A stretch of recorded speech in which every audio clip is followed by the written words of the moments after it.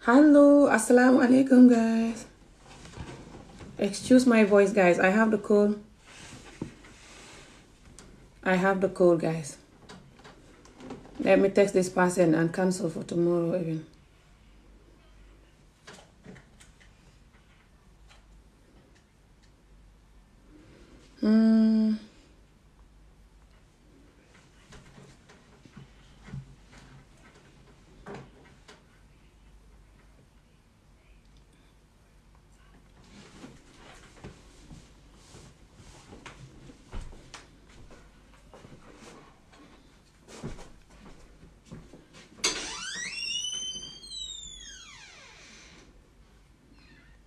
I have to cancel work for tomorrow, even though I really need to do the job. Oh my God, I have the call, guys. I can do the job for tomorrow, but I want to cancel. Because I don't want the customer to not know that I have the call.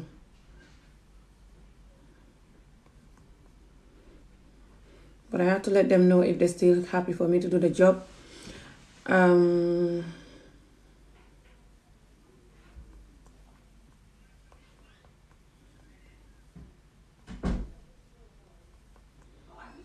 And wear a mask.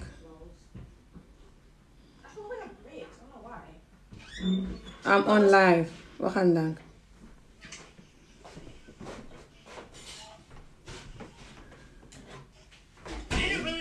Not serious.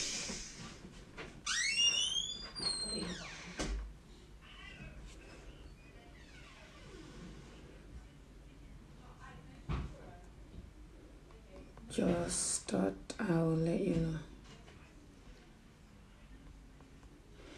I don't want to just do the customer's hair without telling her that I have a little bit of cold. Not that I'm sneezing or I'm coughing or I have any symptom of this person knowing that I have the cold. No. Right now you can tell a little bit because I just left my bed. But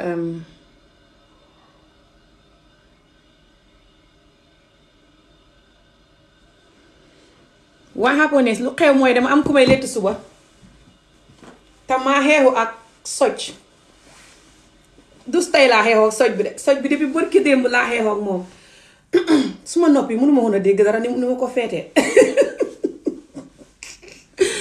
depuis bërki démb laa xeexoo ak socc bii nii ba bëgguma lett nit ki te waxuma ko ne ko ma am socc oh my god suma baat bi because nit naa xaalis bi te létt bu muy def létt bu yomb la suma American client bi la customer bi kooku I love di létt kooku dafa ma dee fay létt bi digg bi rek lay létt fa dog bopp bi yépp ba mu def digg bi rek lay rasta waaye maa xam soj bu ndaw depuis bërki démb su ma ko waxut may feel bad you know noppi rek di ko létt mën naa xam su ma ko wàllee nag su ma ko wàllee loolu lay bañ mën naa sol masque waaye ba tey dama ko war a wax su fekkee wax na ne is fine ma xam su waxee ne fay xaar ba next week ma xam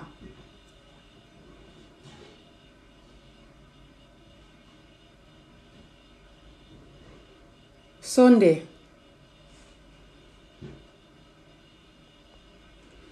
kii mbaa du next Sunday lay wax wala this Sunday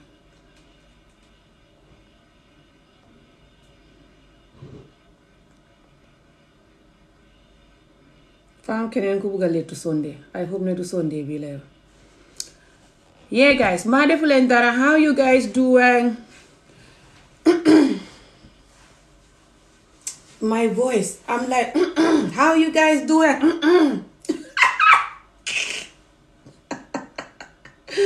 oh my god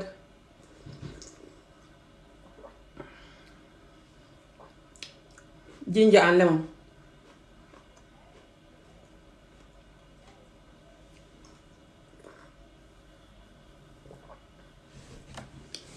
how you guys doing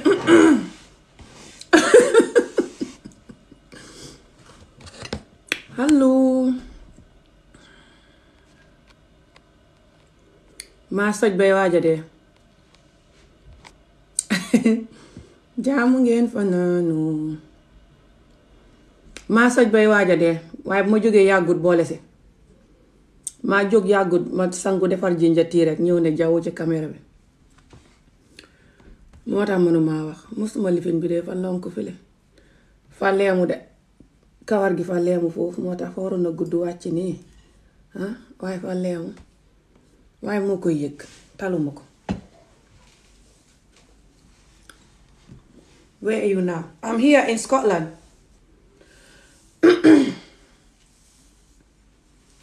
I have the cold, guys.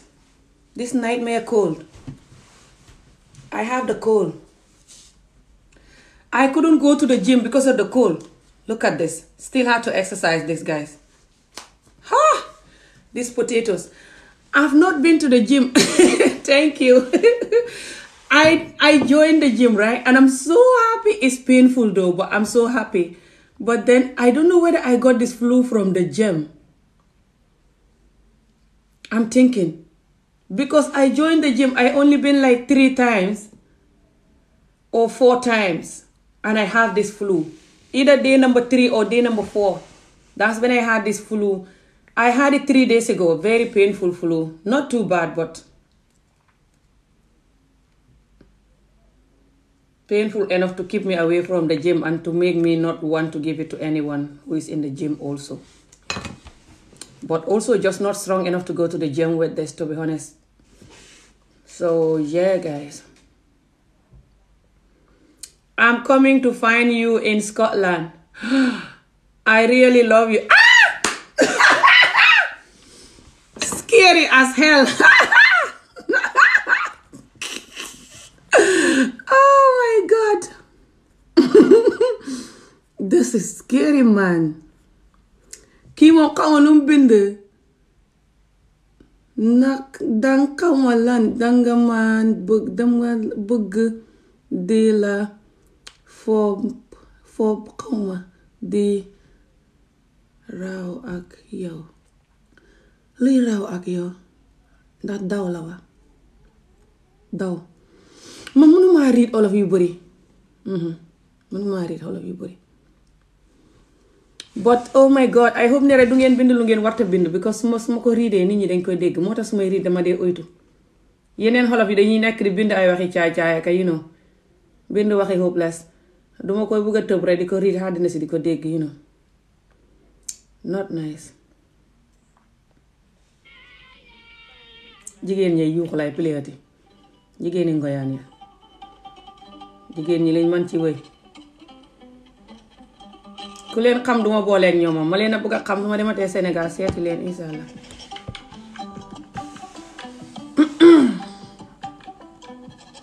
Thank you my lovely friend, I miss you so much. I was giving TikTok a break little bit but then I have a cold as well. Today is day number 3 I am with this cold. Oh, my phone is falling.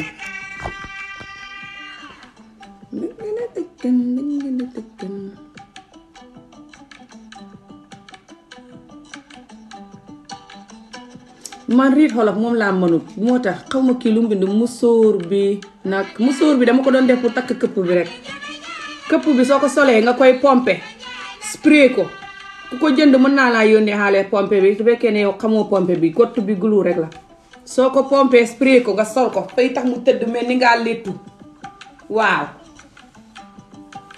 fay tëdd mel ni ngaa léttu ay rasta yu rafet.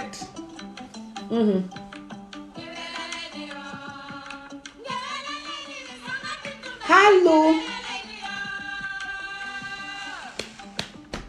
Ngewee la lay nuyoo. Oh my God, maa ngi daane sama téléphone bi. Ça va. La clove. Xoolal clove bi. This is clove, guys. Clove.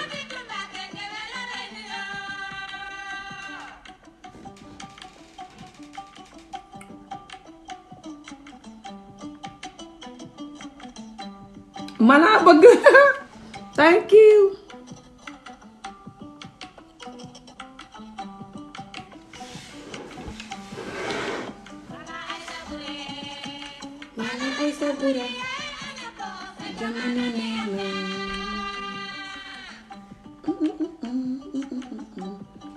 xaw ma ay xéeng bi xéeng ma koy dégg ak xef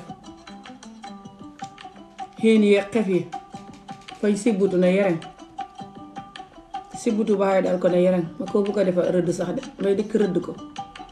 Ami, can I buy you a ticket to come home in Gambia? You are my type of woman. I really need you in my life.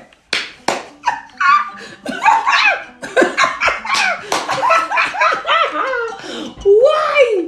This man said you're my type of woman. I really need you in my life, and he want to buy me ticket to go to Gambia. That's so risky.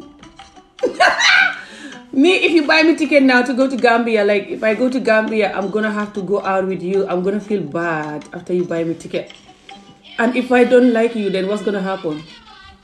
I'm not gonna accept that. I'm sorry. But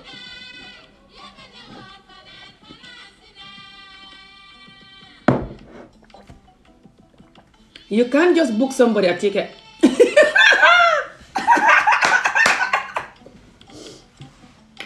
Why? I'm gonna just paint here. These people are so funny. Kii mu ne fa ma bëgg a jëndal ticket ma dem Gambie parce que moom fa ma bëggu. Kii mu ne fa ma bëgg a jëndal ticket ma dem Gambie parce que moom fa ma bëggu moom façon jigéen boo xam ne laa mooy façon jigéen bi mu bëggu moom. Léegi moom fa ma bëgg a jëndal ticket ma dem Gambie mu gis ma. Loolu noonu is not very good because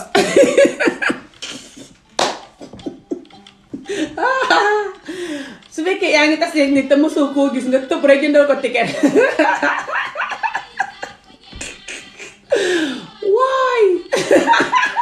Su nit ki ñëwee ba pare laay good la wala yow laay goo ko sax nooy def jëndal nga ko ticket ba pare xanaa su fekkee borom xaalis nga you don't care nga koy sarax ticket bi rek waaye bu ko jëndal ticket bi pour ne fay ñëw pour ngeen nekk wala mu ñëw pour ngeen buggante waaw xanaa loolu waaye su fekkee loolu tax nga di ko jënd no you can't do that. You just cannot do that. I understand if you have money and you don't care. You have money and you don't care. That's fine. You can do that. You just want to give someone money for ticket. You have money. You just want to buy the person ticket because you have money. That's fine. But if that's not the case, I think you shouldn't do it because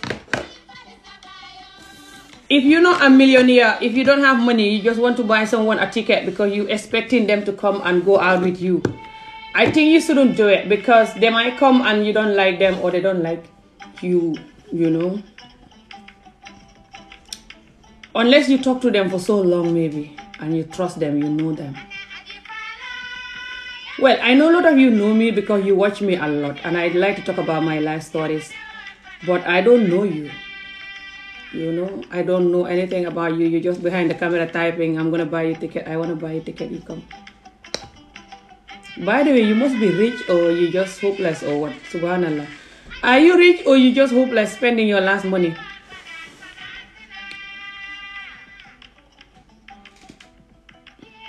If you are rich, you can help a lot of people with that money. I know a lot of children that are not going to school in Gambia and I cannot pay for them. I don't have money. My little charity / organization that I'm working on is not ready yet, but the children that I have that I put to school right now, 2 people, there are many children that are waiting for me to put them to school and I don't even have money. Why don't you use that money and pay those children school? You don't need me even to do that. If you're in Gambia, you can just go under the mango trees and find out children that are sitting there all day, you know. You pay for their school. That's a big blessing for you. Don't you think so? Than booking ticket for random Amijo to come and see you. You don't know if Amijo will like you or you like Amijo. I think a lot of the time we just spend a lot of money on the wrong love. Us black people, you know. We just spend a lot of money on love. And sometimes it's not worth it. It's not all love that worth your money, sweetheart. Me or not. Some love don't worth 1 penny. They're not real or they don't know how to love you and you're wasting your money. You don't know?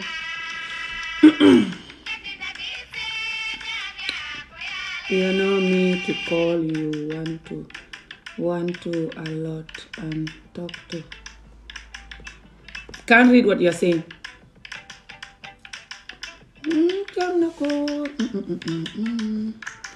Let me quickly do my small makeup.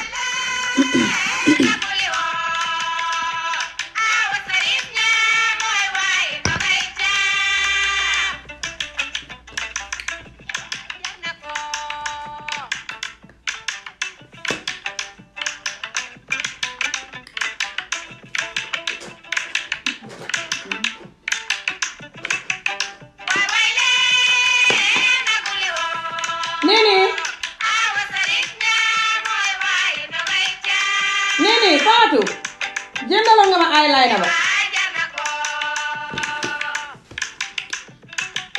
comme ça bu fekkee yaa ngi Afrique te yaa ngi xamee xaalis tax moo si soxla mun ngaa fayal xale yi nga xam ne xamuñ school man xale yi ma fayal noonu pour ñu jàng noonu xam na xale yu bari yoo xam ne nii xamuñ school ñu ngi toog ci Kër Mangoy Afrique manuma leen a fayal ñoom ñëpp because xaw ma nit ñi ma sopp ñu may dimbale bu ma fayal leen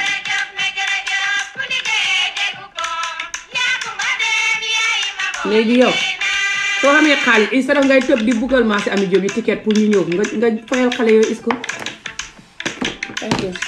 ñun xale yi Afrique duñ leen di fayal school dañ leen di seetaan noonu de xam na si xale yoo xam ne ñu ngi clever bugga dee maa si ami jóg yi masha Allah suñu xamoon school nit ñi di leen seetaan jël xaalis ba di ko def ci ay jigéen ak di ko def ci ñàkk fayda foogoo ne loolu daf dee tax tamit xàq xam man dee xat bu nekk may gën a laan lu may li fi ni leen xaw ma xaalis waaye xaalis neexut a xam te xaalis soo ko xamee nga ko war a toppatoo xat mu ne maa ngi jàng nu may gën a fonkee xaalis ñun nit ku ñuul xàqi gu ne ñoo ñu dee dal moo tax ñuy xalaku xaalis nga jël ko dugal ko ci jigéen joo seen rek xamoo ko jël xaalis ba dugal ko ci nit koo xam ne xamagoo ko dëgg la yenn nit ñi soo leen jixee teraanga jox leen sa xalaat danañ la delloo teraanga ba waaye xam na nit ñu bëri they don't care about you that's the reality léegi yow nga jël xalal jooj di leen ko jox sànni gune yu ndaw ya ñi nga toog ca Kër Mangoy school sax xamuñ ko te gune yooyu soo leen jàngaloonte ëllëg mën nañoo de sa président wala sa ministre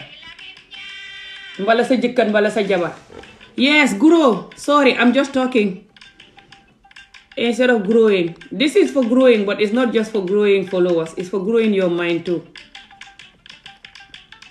I'm talking about how someone wrote to me that they want to buy me ticket to go to Gambia because they love me, to go and see them in Gambia, my country. And I'm telling them they can spend that money to pay for the children's school who don't have school. I have group of children that I put to school through the donation, but I have more children that need me to put them to school, and I don't have money. But this is nothing to do with me. He is from Gambia. He is in Gambia. If he's in Gambia because he want to buy me ticket, he said for me to go to Gambia, which means he's in Gambia. He can go under the mango trees and find out these children that have no school, like the way I was growing up, and he can put them to school.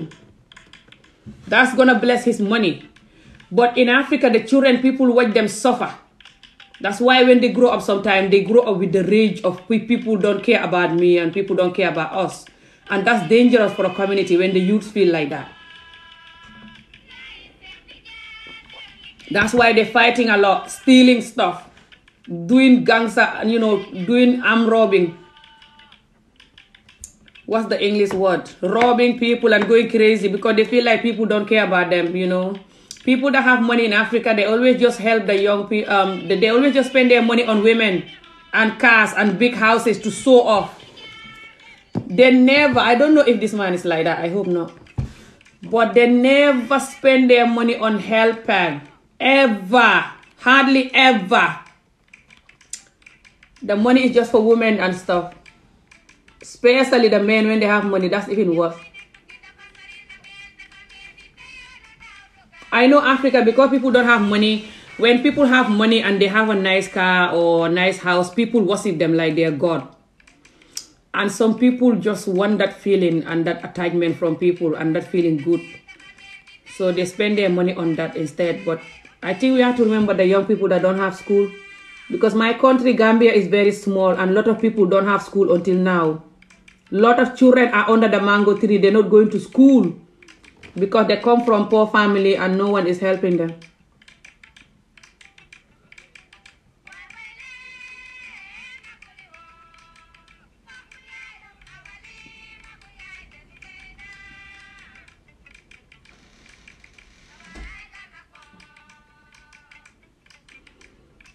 Why it's also like that is that Gambia right now, Tanje, the school is almost free. The government school. Tanje have one government school. But the government school is so bad. Packed with children. One classroom over 50 children. And a lot of the teachers cannot teach. They don't have good teaching system. The children, most of the time, that are going to Tanje primary school, they come home every day learning nothing. When you ask them how to spell apple, they don't know it. How to spell mango, they don't know it. Banana, they don't even know it. So that is not encouraging people who don't have money to spend their last penny to send the children to school. So they have to go to private school. They have a private school there, which is not very expensive, which is where these children are going that I paid for. By the way, I'm going to get their videos for this week. My niece was busy. She couldn't have time to video them for me to show you guys the video. They're now at school this week. She paid for this week now for them to start. Hi, maa ngi ñëw.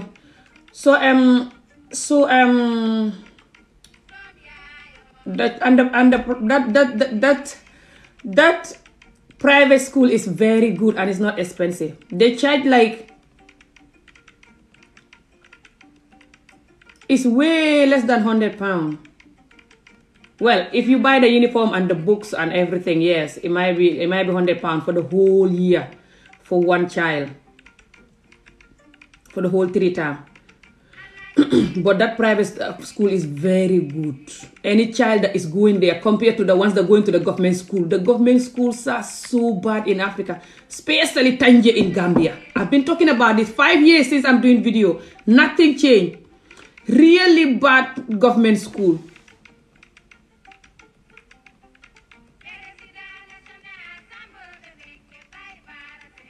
So if you have money, instead of buying women ticket to come to Gambia, somebody in England, you want to buy them ticket to come to Gambia because you like them, you can spend that money and pay for the children's school. You go to Tanje. If you want, I can give you my niece number. She will take you to the children's houses. These children in Gambia that is sitting under the mango tree with no school. You will see them yourself. Take them to school yourself. Register them. Because you might think that I want your money. I don't want your nothing. I just want you to use the money correctly and help people, you know, and get blessing and develop the country, rather than you wasting your money on women you see online buying them ticket to come and visit you. Somebody you see online and they're wearing their makeup, you buying them ticket to come and visit you. You don't know if they like you and if you will like that. So yeah, lu ma doon wax mooy kii mu ne man naa dem Gambia, man dafa bëgg a jënd ticket ma dem Gambia, xam naa dana ko réccu lu ko bindee. It's not like man lu mu ko bind la moo tax may wax ni lay boru koo bind. No, it's not just for mom, it's for ñeneen ak ñeneen tam. Like ñun dañ war a xam ne suñ dëkk bi dañ need help te dañ xam xale yu bari yoo xam ne ñu nga toog sa ron mangoy tey xamuñ school. Ñu ngi mag comme man nu ma doon magee ma nekkee xale ñàkk school. léegi su gune ga magee du mën a bind tuutam du mën a xam nu muy def. léegi yow soo xamee xaalis instead of ngay jël xaalis ba di ko jox ay jigéen nga fayal gune school yàlla bindal la tiyaabo. parce que Gambie Tanje fu ma dëkk noonu fa xam school yi nguur gi, benn school yi nguur gi, school bu bona bon ba xay dal ko. gune gu fay jàng du mën a bind dara ñoom ñu ci bëri. yenn gune fay jàngee te xam dara. dafa des ci ban classe ban teacher ak gune ga ndax gune gu clever la ak gune ga ndax kër gam dëkk sax xam nañu jàng ñu koy dimbale wala different things daal. waaye gune yay jàngee Tanje ca school yi Tanje ba gune yu bëri seen tuut sax duñ koy mën a bind. school bu bona bon la Tanje primary school government school boobu. school ba gune fañ fa bëri ñu jël gune ya kaste leen ci benn néeg mu mel ni sardin ba pare gune duñ xam dara. léegi nag gune soo bëggee ñu xam fa xam private school boo leen di dugal moo ne Tanje mooy fi ma dëkk Gambie. private school boobu private school bu baax la te seerul bu baax. xaajuta waaja seer comme ça maanaam téeméeri hàngale bii téeméeri Angleterre danga ci fayal gune gi xat mi ba xat mi jeex. jëndal ko ci dàll jëndal ko ci bug jëndal ko ci uniforme dana ci xam sax weccet mu jëndee mburu bu demee school gune yooyu nga xam ne man ñoom laa dugal school te doon ko jooy fii ci vidéo ba di wut ku ma dimbale ba fayal leen tama leen wax ne ak góor a Gambie fayal na leen góor a Gambie gu góor a Gambie gu am fayda la mu nga Amérique yal na ko yàlla defal jàmm ku dem yàlla defal na ko jàmm ba pare yàlla dana ko yokk lii tax yàlla defal ko jàmm nag góor googa ba mu gisee vidéo bu ma def ko fii di jooy di ñaan gune ne ma nit ñi dimbale fayal ma gune school góor ga vidéo bi ni mu fi yàggee nit ñi faale huñ ko waaye ba ko góor gu ko gisee la ma bind ne ma ñaata gune la ma ne ko gune yi day fukki gune ak ñeent lañ xoon waaye fi ne fukki gune ak benn ci des ndax ñaari si ma doom yu mag yi dugalaat naa leen school man duma leen wëcc ñi togg may dee yeneen ñaari yi kenn ka dugalaat nañ ko school kenn ka ñu ne benn tubaab a ko dugal te fukk ak ñeent lañ xoon waaye fi ne fukka ci des mu ngoog fukk mu yónnee ma xaalis ba nag ne du ne mooy fayal gune yi ba xat mi jeex de waaye mooy fayal gune yi ñetti weer bii mooy taam buñ commencé ni ñetti weer fi ne góor ga fayal na ko gune yi muy $20,000 ñaar fukki junne nga xaalis Gambie moom la ma wax ne ma xam naa nit ku koy joxe Gambie xutal ku koy jël Gambie dem fay ma xut ku ko jël ba kooka fay na fi mu ne yónnee na ma receipt yi yëpp waaye vidéo yi gune yi bu gune yi demee ca school ba ak vidéo yi moom laa bëgg a xam ma yónnee ko góor ga pare post ko fii wax leen ne ngeen ñaanal góor ga waxoon naa leen ngeen ñaanal ko semaine bële ba mu ko fayee ñaanal leen ko semaine bii la suma jarbaat bi demaat lijjanti war a jëndal gune yi uniforme daal yëpp registre xaat leen ndax gune yi fañ duggoon ci school ba pare maa leen dugaloon ndax fa xam organisation boo xam ne man maa taxoon mu dugal gune ñooñu mu jigéen ne xamuñ xaalis mënuñoo fayal gune waaye gi nga Gambie ak Sénégal mu nga bëri ay gune yu toog te kermango yo jànguñ te àdduna léegi bii gune gu si mag te jàngut dana sonn ndeysaan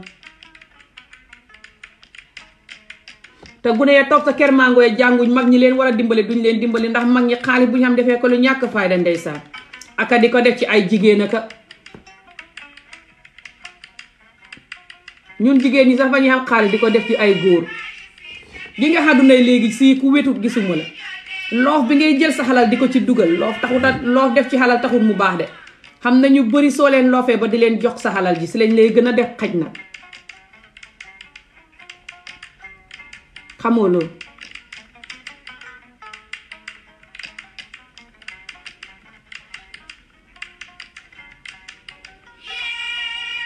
xam nga lu tax ñu di la gën a def xaj boo leen loofee ba jox leen sa xalal ji fa ñuy wax ne yow ngaa desperate maanaam ngaa yàkkamti duñ koy gisee ni nga leen di dimbale du ñëpp xam nañu ne dañ koy gisee ni nga leen di dimbale waaye ñu bëri hello good afternoon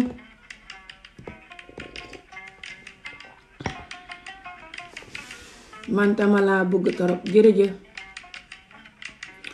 am na suñu bëri fañ koy xamee ni nga leen di dimbale waaye ñu si bëri duñ ko gisee noonu fañ koy gisee ne yow ngaa ñàkk fayda te desperate te yàkkamti moo tax nga di leen wersi sa xalal ji fi ne ni ñuy def mooy fañ lay jël def la ab xaj lañ lay def ba pare nag jël sa xalal ja di ko yàq balaa caa nga dimbalee ko gune ya ñu jàng yàlla bindal la tiyaabo sa xalal ja yokku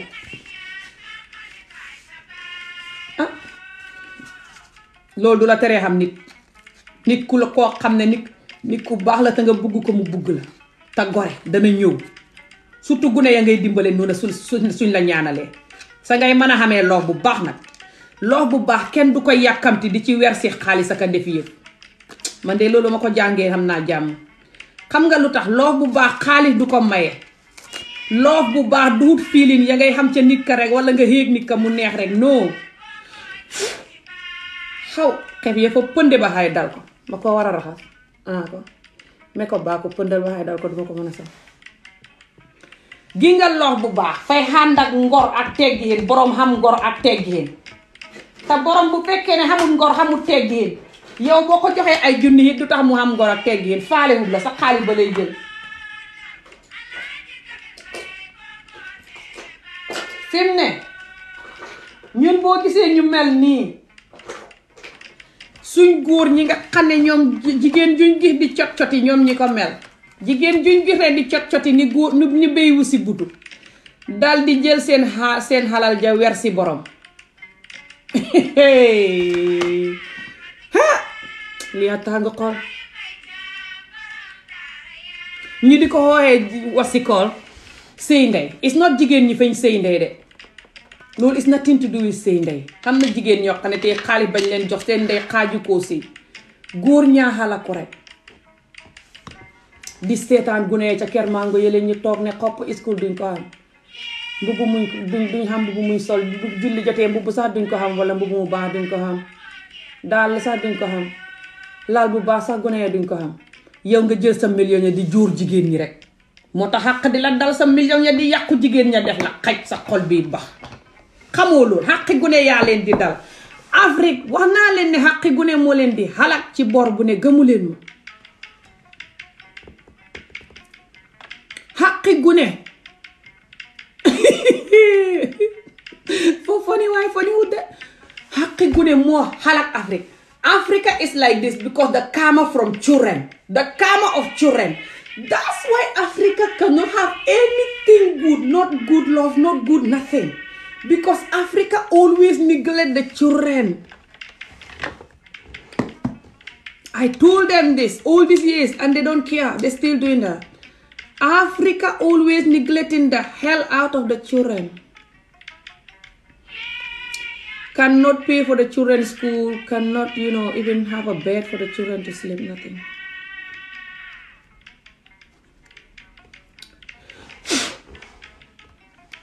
And they always spend millions of money on women, like women and jewelry and stuff.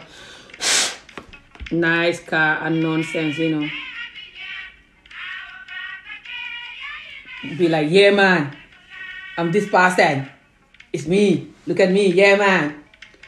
I'm like, you should just find a barrack. Look at the children, So Africa this is the problem with Africa. Africa no more problem, Africa fa xamee xaqi gune yi bopp ba ne ngatt ak xaqi gune yàlla feesat ba ne ngatt ni lal bu matt ba xay dal ko waaw ba pare ñu di ko jëlale nag ne pat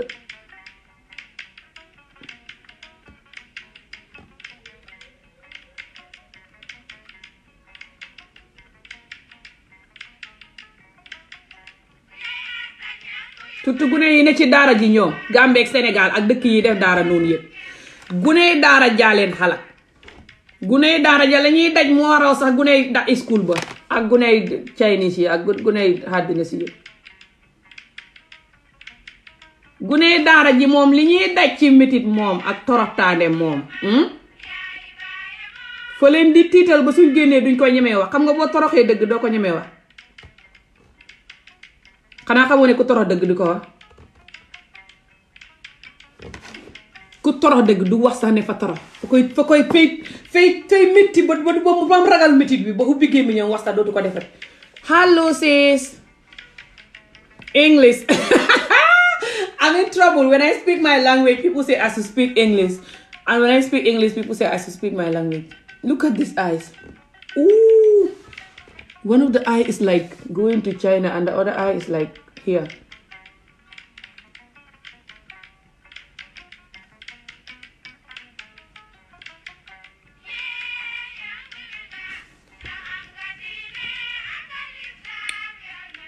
Dégg nga ko bàyyi daara yi.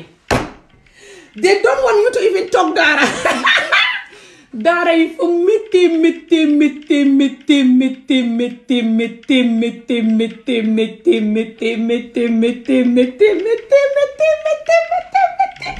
ba ku ko tudd seen fit wi seen naw gi ne fit seen naw gi dagg ñuy kar yi la xaw daara yi man suma rakk jaar si ñu dóor ko ba xay dal ko man danga ma ko teree wax yow yaay kan who the hell are you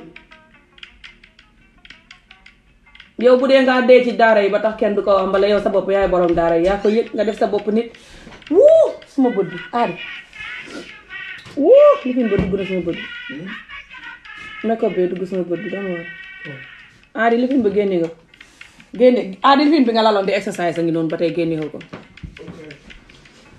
daara yi gi nga ko dégg nga ko daara yi boo koy wax rek ñu ne ba ko ndax daara yi li muy toroxal gune suñ góor yi ñëpp daara yee leen yàq góor ñi jàng daara yëpp daara yee leen yàq fay tax ñu soxota naqadi de ndig métit gi ngeen di def ba pare na xàq ji du loolu rek lay def de xàq ji fay dal nit ñi it xàqi gune yi ñuy seetaan ñuy torox te duñ leen dimbale moo tax yéen mag ñi du ngeen xam jàmm parce que gune communauté bu nekk ay guneem mag ñaa ko war a dimbale soo gisee yàlla jël gune def ko ñun doomu aadama njaay ñuy jut gune yi bu ko neexoon mu jël gune yi ci sëpp leen ci àddina si duñ jaar ci loxoy kenn yàlla mën na lu raw loolu waaye boo gisee gune yi yàlla di leen jaarale si nit ñi pour ñun nit ñi ñu sàmm gune yi moo tax yàlla di jaarale gune yi ci ñun su fekkee ne yàlla bu jaaralee gune yi si ñun ba pare ñun ñu lànk ne duñ sàmm gune yi daal di jël gune ya di leen seetaan gune ya di xalaku nit ña di leen dóor di leen toroxal nga ne patt gune yooyu seen xàq fa lay dal xamoo loolu dal ka koy toroxal waaye yow mi noppit fa lay dal yow mi noppi it xamoo loolu moo tax ñun duñ xam jàmm xàqi gune yi ñuy seetaan ñuy torox ñun Afrique du caaxaan ak comédie de te tubaab yeeg yeneen xeet yi du ñuy seetaan loolu buñ ko gisee fañ ciy wax moo tax yàlla may leen jàmm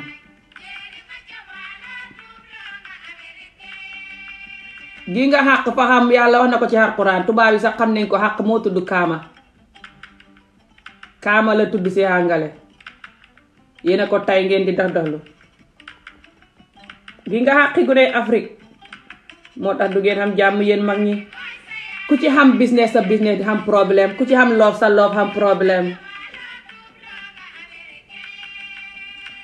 ku ci xam président ba bon ku ci xam jëkkër ji bon ku ci xam jabar ji bon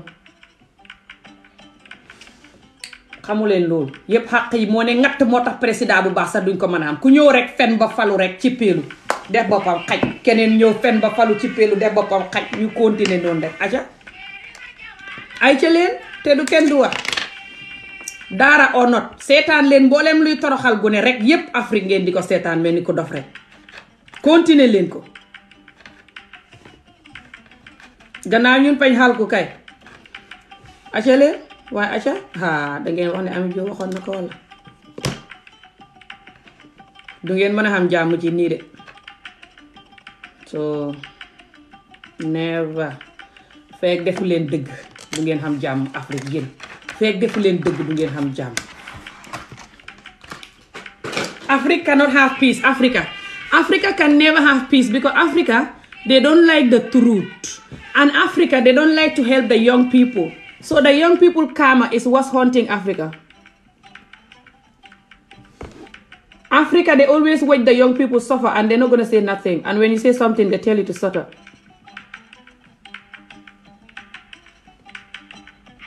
Africa don't like the truth. And when they have money, they always spend their money on the wrong thing. They're not going to spend their money, where they shoot and stuff. And Africa, this is why Africa is like this, and they don't like it when I say it. They're like, shut up. I'm not going to shut up at all. I talk about different things, But anyway, we have to have faith. This video is about us having faith. But that includes what I was talking about as well. Man maa ngi nii di make up rek maa soj bay waaja dee moo tax fan yi ñëw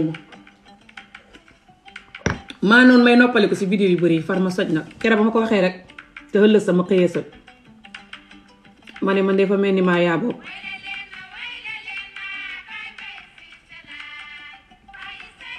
maa noonu may wàññi vidéo TikTok yi def YouTube vidéo and stuff far nag ma am soj bot soj bi tane na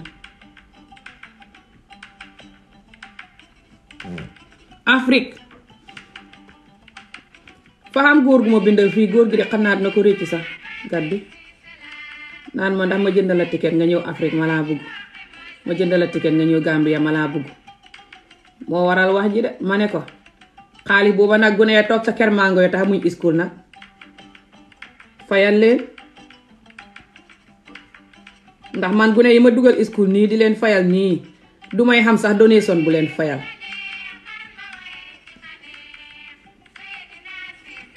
te gune yi hëpp gune yooyu ñu nga toog di ma xaar pour ma dugal leen school te xaw ma lu ma leen dugalee school yow mi toog Gàmbi di yóotu ku ne bitim réew seen ko ci vidéo rek di ko bindal naan ma laa bëgg a jëndal ticket nga ñëw ma laa bëgg demal ca ker mango yi lijjanti gune ya jàngut fayal leen school loolu boo ko defee yàlla dana la may jabar ju baax ju la bugg nga bugg ko waaye soo tëbee rek jëndal mi ticket mu ñëw ni ko yow nga xam sax muy man bu ma doon keneen ma lay ne di aat bi ko bind nga loolu ma commencé di la aat commencé di jéem a wax ak yow jéem a nangu nga jëndal ma ticket pour ma dem Gambia because bugg naa dem Gambia not right now maybe in the next 2 months to 3 months waaye nekku ne maa xamee xaalis paak ko déedéet soo soxla naa xaalis waaye man xaalis du may góor ak xaalis ci boppam laa xam te tabbaleen di leen seetaan raxasu ci ñoom góor ak xalelam laa raxasu man topp góor ngir xalal wala ngir mu jëndal la dara very damaging baaxut jigéen ji ko miin sa yaay sa ennemi bopp soo yow nga xam sax muy man de waaye su doon keneen nga bindal loolu kooku du la wax li ma la wax nii de fay commencé di la bind di wax ak yow daal di jël xaalis ba nga koy jox daal di nga jëndal ko ticket wala nangam te bu ñëwee ba pare bu la buggut wala yow buggoo ko nag nooy man jox bi ko jëndal nga ma ticket du tax ma ñëw rek bugg la man du façon góor gu nekk laa dee bugg soo ma jëndaloon ticket jëndal ma Yaaya Jammeh mbokkam yëpp sëpp ko sax su ma ñëwee su ma la buggut bugguma la xamoo loolu so man du ma jël ticket yi góor mu jëndal ma ticket pour ma dem bi ko góor ga su ma demee pare te bugguma ko nu may def may rus sax jël sa ticket nga jëndal ma pare ma ñëw ba pare bugguma la loolu mooy ne damay danga may trap pour su ma ñëwee ma bugg la bàyyi foofu bi ko jëndal nga ma ticket léegi duma la mën a altu may ñëw rek di la jéem a gis su ma la buggutee a gis sax gis la mbala su ma la gisee ba pare ñu tasee te neexoo ma it may jéem a maslaa bi ko yaa ma jëndal ticket xalaatuma ko sax yàlla tere waaye fa xam jigéen ñi koy def de góor ñi di leen jëndal ay ticket ñuy dem Afrique ak a def yëpp te lii it's not very good ku lay jëndal ticket te xamoo ko nekk goo ak moom xamagoo ndax sa diggante moom dana dox warul laa jëndal ticket xaalis kenn waru koo dugal si loof te loof bi xamagoo ko xooloo góor loof bi doolu la ñu nit ku ñuul ñu war a balool loof boo xam ne xamagoo ko xooloo goo ko nga di ci weer si xaalis mais ni ku dof kenn du ko def balaa caa jël xaalis ba jox ko gune ya toog sa kër mango yi te xamuñ iskul su boobaa yaa ngi jàngal gune yi def lu baax su gune yi mag yi dinañ nekk ku baax duñ nekk ay gangsa ak ay am roba ak agressé parce que yaa ngi leen jàngal lu baax yërëm doomu aadama bugg doomu aadama loolu nga leen jàngal moo tax nag suñ magee duñ mën a nekk di rey nit ñi di leen agressé waaye soo gisee gune yi di mag di leen rayaka di leen jàmpaaka ni kuy butti jën yéen a leen lebalu teraanga Afrique wax naa leen ko aca toog leen foofu moo tax téléphone sax bu ngeen ko xamee gune yi butti leen jël téléphone ba kenn seefut de man sax man nañ ma koo de bu ma demee Afrique li du caaxaan de parce que gune yi ñoo mag te ngeen di leen seetaan du ngeen leen dimbalee di leen jàngal soxot ak bon jël seen xaalis ba di ko ngéntee di ko xewee di ko defee yu ñàkk fayda di ko def ay million ci yu ñàkk fayda jànq bu ngeen gis jox ko ay million jël ay këti million samp ko jënd oto yu seer di dawal jënd yëre yu seer téléphone yu seer fu ngeen toll rek yéen a ngi xamee lu seer te gune ya toog naan sax duñ ko xam lekk sax duñ ko xam ndeysaan ci seen ron ñun lii ëpp na waay Afrique xaqi gune ya fa lay dal te gune ya nga leen di jàngal soxot buñ magee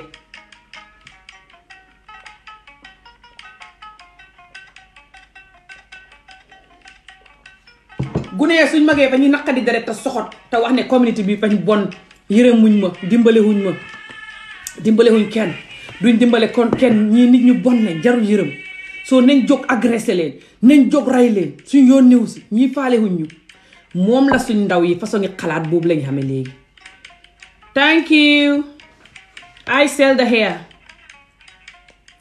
suñ ndaw yi gisoo ne façon ngi xalaat boobu lañ xamee léegi moo tax ñi dañuy rayaka dañu agressé ci ay téléphone ak lu ne ñi dañu ci rey lu ñàkk fayda seen yoon néew ci seen lëg léegi soo bëggee yeneen ndaw yi mag buñ xalaatee noonu ndax suñ xalaatee noonu yow sa life du xóor sa life yi doom du xóor man suma life du xóor suma life yi doom du xóor suma life yi mbokk du xóor lii du caaxaan de yow sa life lay safe ak suma life suñ life lay safe li may wax nii xamoo loolu waaye soo clever doo ko gis soo clever ngay toog Ami Jóob wax rek ne te fekk yaa ma dàqa wax moo tax ngay hubbi sa gémmiñ gi di ma criticize sa gémmiñ gi ngay hibbi di ko criticize ndax waxee woo sa gémmiñ gi di ma criticize léegi xamal ne lii yow sa life lay save sa life yi ndey sa life yi mbokk su ma life parce que agressé yi bu guney jógee di agressé ngir ne xamuñ school xamuñ àdduna ñu ngi stress te hopeless te xamuñ ni ñuy def yow ma su boobaa yow doo safe man duma safe suñ jógee kuñ tasee rek agressé ko duñ xalaat kan moo kan ak kan la ñuy agressé kuñ tasee rek agressé ko kon nag agressé mii boo buggee mu dakk baxal sa yàqam xaalis mi millions yi nga xam ne di ko yàq demal def ko ca gune yi dimbale leen jàngal leen school. The hair I sell them is £85. There's only one left anyway. I was selling them for £90, but I just do £85 now. Can't be bothered. It's one left. I have to order another one. It's very nice and beautiful and very light. It's not heavy. Hi. Hello. So yeah, Afrique seen xaalis bi ñuy jël di ko dugal ci lu ñàkk fayda. Can you give us dawa today? Duha. I cannot do duha dressing like this. Subhanallah. I'm not sure I'll be comfortable. Is that what you mean? Daha. You mean duha? Like praying. You can just call Allah's name, like La ilaha illallah, or just call Sallallahu alaihi wasallam, Sallallahu ala Muhammad, Sallallahu. You love the hair, thank you. Anyone can give themselves dua, I think, but I don't feel comfortable praying and calling Allah's name in the camera dressing like this. I've never even done that, but I mean, I do like Allah, Allahu, illallahu, la ilaha illallah, Allah, Allahu. Illallahu la ilaha illallah mane Allah Allahu illallahu la ilaha illallah Allah Allahu illallahu la ilaha illallah ya Allah Allah Allahu illallahu la ilaha illallah. We have this in my country. They say it like this, you know, like the older guys. They're very good at it. I love doing it. People laugh at me sometimes. Like, I mean, guys, sikar. They call it sikar. They're like, what? Amy, what you like? Amy is sikaring. But yeah, because a lot of the people don't know how to do it. It's for older people to do that, but or like young men. It's not even a lot of women that can do it.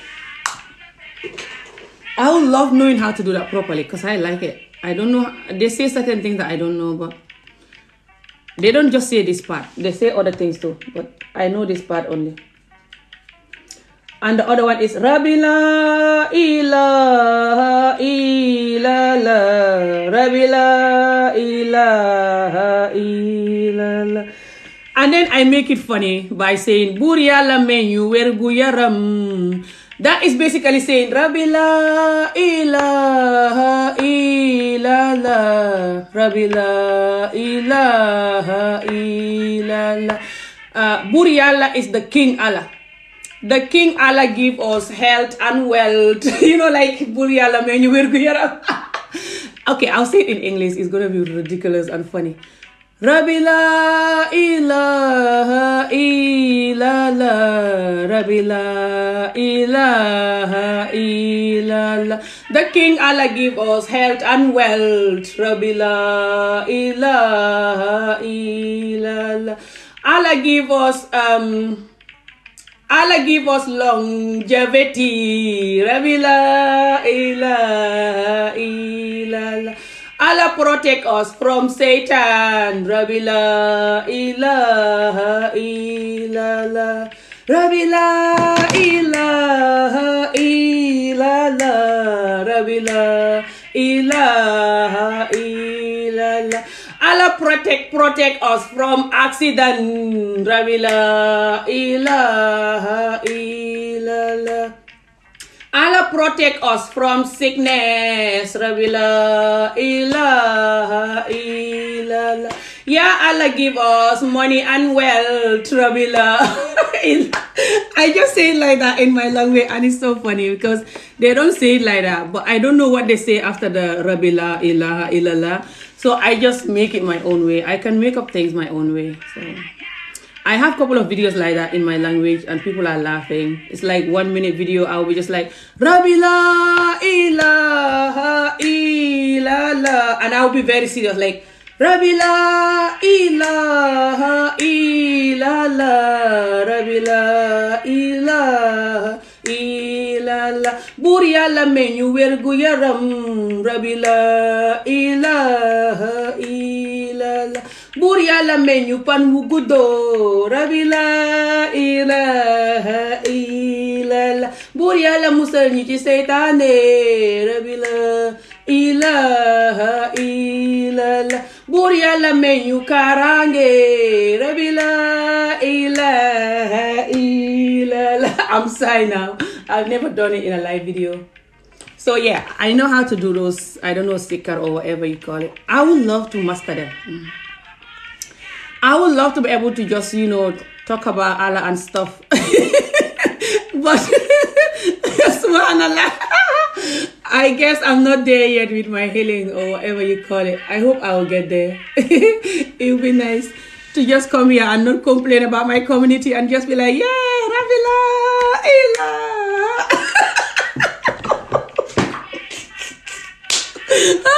Guys, still now miserable as hell to do that, but we'll see.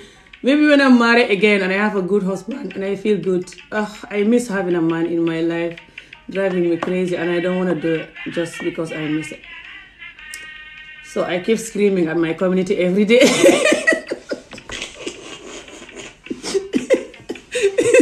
They know that. I tell them that all the time. They know me. I don't hide nothing from them. They are my big family. They know me. I just tell them, look, I'm stressed. Stay away from me. Oh my God. It's so funny. So how you guys doing though? Sabat bi neexul. Ku la laaj yow sa baat bi moo xade mu mel ni tan mu si butu yow boo doon wéy xam naa ne béy sa xale dàq wéy soo doon wéy ngay nekk de yow wéya recorder sa bopp yow mun ngaa def nu may def Rabbi la ilaha illallah Rabbi la ilaha illallah Buur Yàlla meñu fan wu guddoo Rabbi la. It's beautiful. How are you gonna try to make me feel bad that it's not good? I know it's good. You're just hopeless, so don't even bother. Thank you guys. Don't mind my community people with me. My community people, a lot of them cannot stand me because I always tell them the reality and what we are doing that is damaging us, you know. And some of them can't stand me, but I don't care. They know me. It's not like I hate them. They know that. It's just I want us to stop this. They know it. But sometimes they're like, Amy Job, you're talking a lot and stuff like this. And they talk more than me. So why we all talk. Why are they trying to make me feel bad?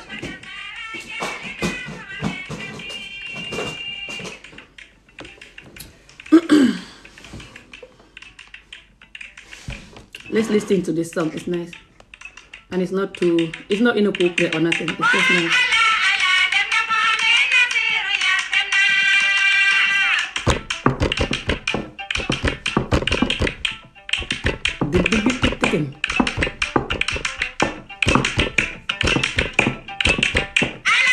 I can't do it.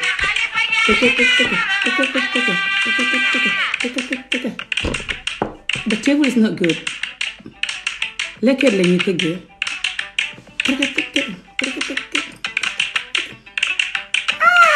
It's so nice.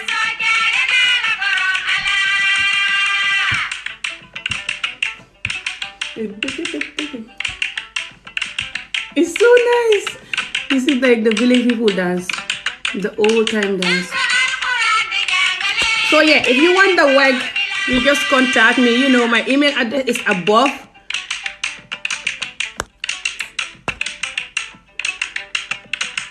Hair by Hadi. You must be selling hair then. Or you just want to buy it still. You can contact me. My email address is above. Don't bleach your skin, guys. You see, when you have natural skin, it's so nice. Only God knows what I'm doing now. I should massage my face to stay young, but I've not done it for a long time. They said it's not very good, by the way. This massaging face thing. But I think it's a lie. I don't do it often, but I do it sometimes.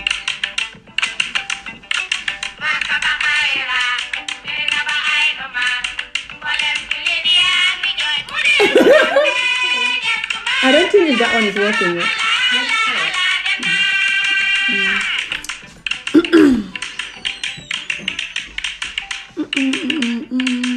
Anybody have any question for me? So yeah, we have to believe in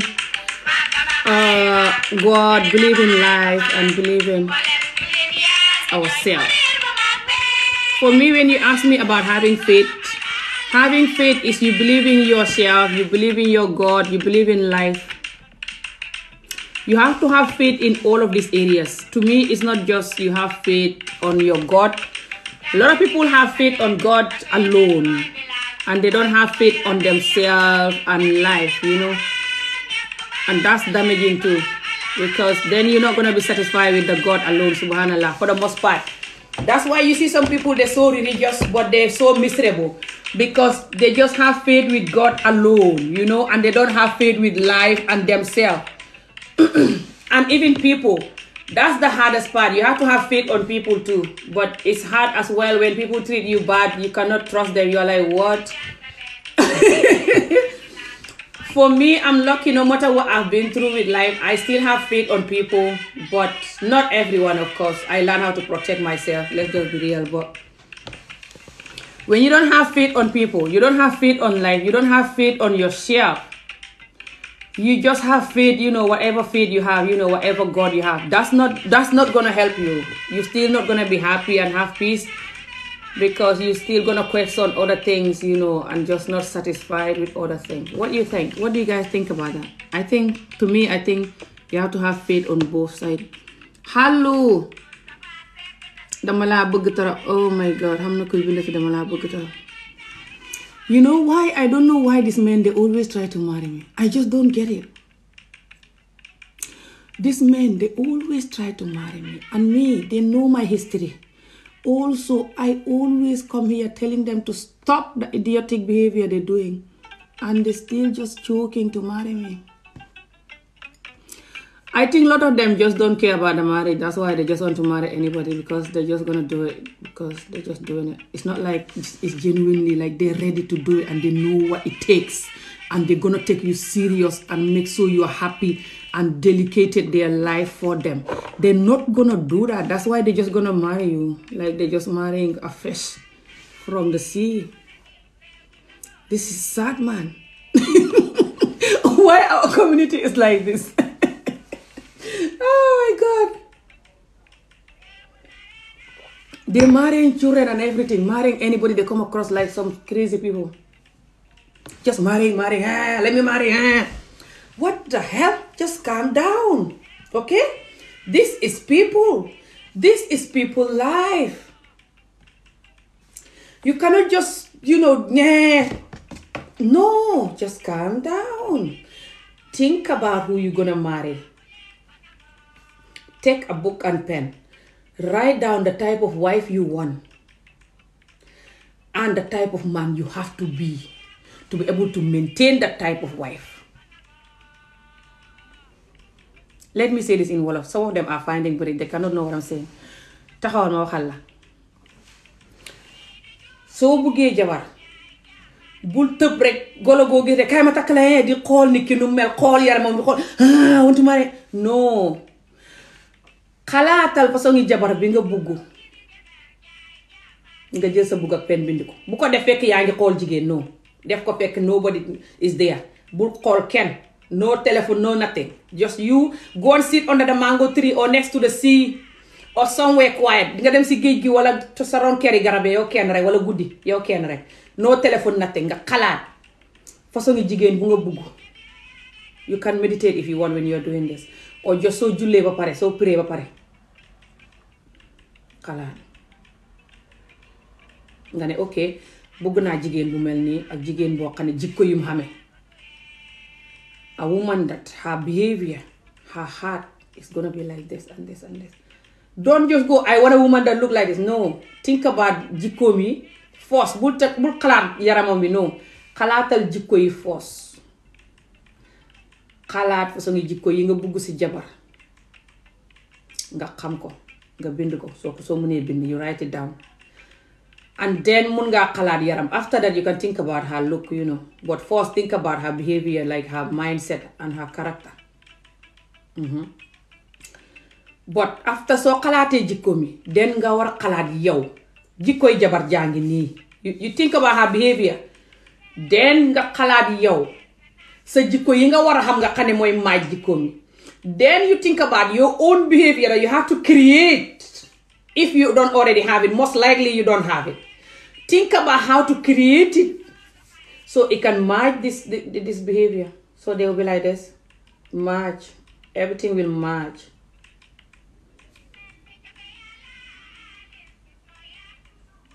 When you have her. Bul xalaat yow jigéen ji jikkoom yi nga bëgg moom jigéen ji xam jikko yi te yow sa bopp xamoo jikko yooyu xaajoo koo waaja xam te doo ko jàng noo koy xamee. Nga cippeelu fële rek bëggu jigéen ji moom nekk jigéen ju baax yow nga cippeelu fële. Non, xalaatal yow sa bopp nooy nekkee ku baax nga mën a maaj ak jigéen ji ngeen mën a ànd. Soo ko xamee ngeen ñaari jikko yu baax yooyu mën a ànd. Su fekkee ne ngaa bëgg jigéen ji wax dëgg, jigéen joo xam ne dafay loving caring, mooy bugg nit ku mën a bugg mën a wax dëgg nangam yow xamal jikko yooyu. Del wax dëgg mën a la bugg, xamal jikko yu baax yi nga xam ne moom nga bugg ci këleem. Waaye soo tëbee rek ne yow ngaa bugg jigéen joo xam jikko jooj, yow ci sa bopp boo xamee jikkoy wala wukkin jigéen ja nu muy mën a neexee ak yow. When you want a woman that is gonna tell you the truth, and a woman that has self dignity and self love, jigéen joo xam ne fa respect boppam tey wax dëgg te xamee yeneen jikko yu baax yëpp. You yourself, you have to have self dignity and self love too, and can tell the truth. How you think my community, they don't do that? This is why all the marriages are not good, almost all, because they only want the woman that have all of these characters. They don't want to develop this character themselves. They want to be the idiotic person, and the woman will just take it. No woman is taking that. Well, I'm not taking it. The women that are taking it, they're not happy. They're faking it. That's why they're taking you to juju, taking you to marabu so you can behave. And these marabus are not going to help you. It's not going to help them. They just have to say no. It's easy. They don't need any marabu. They just say no. Hello. Jigéen ñi nga xam ne ñooy nangu seen nonsense yi nanguwuñ ko bugguñ ko moo tax ñu wuti sëriñ. Man nag suma gémmi ngi mooy suma sëriñ ma ne la no. Nangam ak nangam bu dee moom ngay def no. I cannot marry you like that. Duma mën a sëy si loolu no. Loolu mooy suma sëriñ no. Jigéen ñi nga xam ne nag fa ñuy nekk di jaay naa fekk ne ñoom li ngeen di def noonu is fine te fekk xaaju ta fine. Moo tax ñu di leen sëriñ tu ba ngeen di dee yéen ñëpp a ngi dee. Surtout Sénégal góor ñi fay dee fi mu ne fa jéggi dayoo. When you go to Senegal, all the men are dying because the women they go to juju. Senegal is rampant with juju, guys. Rampant. The jujus they everywhere, even on TikTok here. They tell you, come here, I'll help you. If you have a man, the man will love you. I'll give you stuff. And this stuff that they're giving them, it can be stuff that they have to eat. You have to put it on the person's food. This is not safe. But because the men cannot behave, a lot of them, and the women, they don't have the gut like the way I'm doing to say no. So they're pretending, faking it, that they're happy with it. They're like, you cannot control your man. You cannot control your husband. He's allowed to do what he wants. He's a man. And then they hide and go to juju. For the juju to control the man. You're controlling the man even worse. You're going to a juju. That's worse. You're going to a juju to control the man for you and to make the man good man and love you and listen to you. How the hell a juju can do that? This community is gonna kill me. How the hell a juju can do that? When you are not even, you don't even have the gut to condemn the nonsense, but you expect a juju person to just do some stuff and the man will behave. Never. You have to be your own juju and tell the man, I'm not taking the nonsense. I'm just talking about you have to have faith, and I'm just bringing random different stuff that link to it. Not a topic, but it's true, yeah. Mu ne wax nga dëgg. What happened is ñun jigéeni community bi like ñun we know xam nañ ne góor ñi you know like ñoom ñu ci bëri ñuy def yeneen jikko yi ak even jigéen ñi sax ñun ñuy def yeneen jikko yi xam nañ ne is wrong waaye instead of ñu wax suñ bopp dëgg rek wecci fa ñuy nekk di wuti sëriñ làqu soo ñëwee ci kanami nit ñi nga ne no this is fine soo làqoo nga daw wuti sëriñ soo ñëwee ci kanami nit ñi nga ne this is fine soo làqoo nga daw wuti sëriñ that's hypocrite and painful man loo dund bu métti la te dund bu naafeq la man mënumaa dund loolu. Our community will always come in front of you and make it look like everything is fine, and then they're gonna hide and look for juju to correct the husband or to correct the wife, but hardly ever wife. It's mostly husband that people talk to juju. They take the men to juju. That's why the men are dying, especially in Senegal. The amount of men that died the last 2 years. It's like 2% of women die and the 8% is men. That's scary, man, guys. That's no joke. Senegal, the men are dying like fish. If they continue dying like this, it's going to be no man in Senegal the next 10 years. This is serious. Grow, please. Awesome. Follow her. Follow each other. I should be talking about grow. You're right. I like to talk about my community growing inside their heart. I'm too used to talking about that. We have to grow here. Never mind follower growers. Follow growers. Grow in TikTok. That's nothing. That's not going to help my community. We have to grow here. We have to know what's damaging us. And stop the nonsense fake and just the nonsense life. Thank you. If the community is just going to do whatever they want and then they're going to go and look for juju because people will look for juju. So gisee jigéen ñi di wuti sëriñ because ñu ngi dee. No woman, if the women were happy in their marriage, they're not going to look for juju. Some women are just too used to juju anyway. They're so sick in the head that even if they're happy, they look for juju to protect that happiness. This is sad, man. Very sad. How you guys don't see this is sad? Jigéen ñi nga xam ne dañ happy sax ci sëy bi dañuy wuti sëriñ pour sëy bi happiness bi bu mu yàqu. Ndeysaan. Ba far ray góor gi. Lii fa jéggi dayo. Nga foog ne jigéen ji su fekkoon ne xam na ne community bi soo xamee jàmm ji fay ngay xam jàmm. Nga fa ne ni konoon dana wuti sëriñ pour jàmm ji bu mu yàqu. Jigéen ñi gëm sëriñ dëgg nag fa ñu wuti sëriñ su fekkee ji góor gi deful dara sax. Fa ñu wuti sëriñ pour keep góor gi pour jàmm ji bu mu yàqu. Nga xam ne community bi dafa feebar. Ndeysaan. Ku xam jàmm sax doo xoolu jàmm ji ngay fa ne dana yàqu. Xaaral mu wuti sëriñ. Moo tax man may seetaan community mel ni ku dof. Moo tax man duma dugal ay sëriñ ci suma live naan may wuti sëriñ pour nit ñi seetaan ma wala may wuti sëriñ pour ma xam jëkkër wala may wuti sëriñ pour góor gi ku ma bugg nii mu ñëw si man wala may wuti sëriñ pour ku ma bugg nii su ñëwee si man bu mu yàqu man duma dugg si yooyu yëpp never ever. Parce que community bi soo leen toppee di def seen yenn jëfin yi dañ lay yàq sa àdduna parce que community bi gëmuñ seen bopp gëmuñ yàlla gëmuñ àdduna. The community don't have faith. All this I'm talking about is linked with the faith. The topic is faith. The community have no faith. And the community is going to fake it that they believe in Allah or they believe in whatever. And it's all lie. The Gambia and Senegal community. They don't have faith at all. It's like 1% from 10 that have faith. That 1%. The rest is just finding bridge. Every day they're looking for bridges to jump. Because the community don't have faith. That's why even when somebody have love, they're going to look for juju to protect the love. When the love, nothing is wrong with it now. But they're going to look for juju to protect it, to keep it.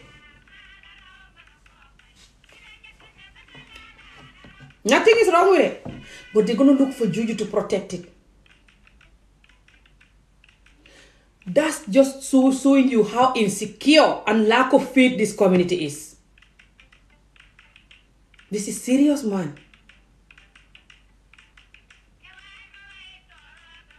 It's hard to even get married in this community without going to ask some juju person to tell you whether you should marry this person or not. Even after you love the person and you think they love you.